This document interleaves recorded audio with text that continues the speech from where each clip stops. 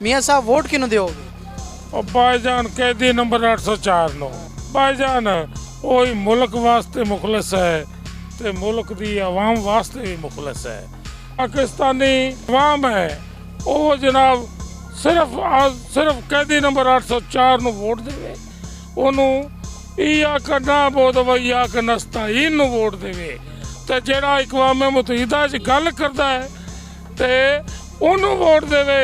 ਜਿਹੜਾ इस्लाम की अपने हुरमत रसूल की गल करता है उत्थे कैदी नंबर 804 ਨੂੰ वोट ਦਿਓ ਤੇ कोई इत्थे ऐरे गैरा चोरां च कोई बंदा वोट ना देवे। मेरी तो ये भरा सारा के दरखास्त भी है ते इमरान खान है जड़ा यूथ नू जड़ा मुंडियां नू आवाम नू जड़ा उन्हें शऊर दिता है ते कसम खुदा दी आज दे दिन तक भुट्टो भी नहीं शऊर दिता, बेनज़ीर ने भी नहीं शऊर दिता। तो लेकिन मैं अगली गल नहीं करांगा क्योंकि मैनू अगला बड़े चाह लेना है।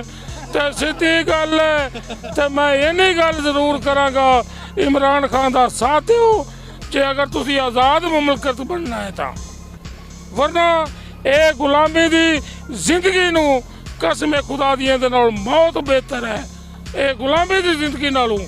ते लिहाजा आज़ादी की जिंदगी नू हकीकती आज़ादी समझो ते हकीकती आज़ादी का साथ दो ते बाकी कुछ सारे चोर ने।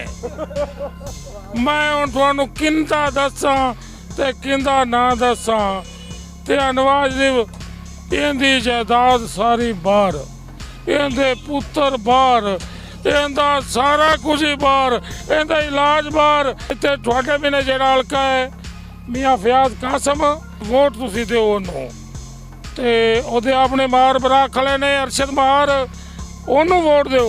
उनका भी निशान बेंच है, इनका भी निशान बेंच है ते साडे भी ने हवेली लखा वाला दा हलका है सरदार अली इधर खवटू अपना भरा है दुख सोता साथी है उनका निशान रेडियो है ते ओ रेडियो दे उत्ते मोहर लाओ।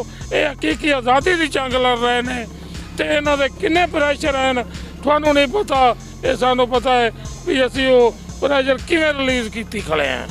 मेहरबानी जनाब अकरम साहब दी इस काबश नू बहुत ज़्यादा शुक्रिया, मेहरबानी जनाब।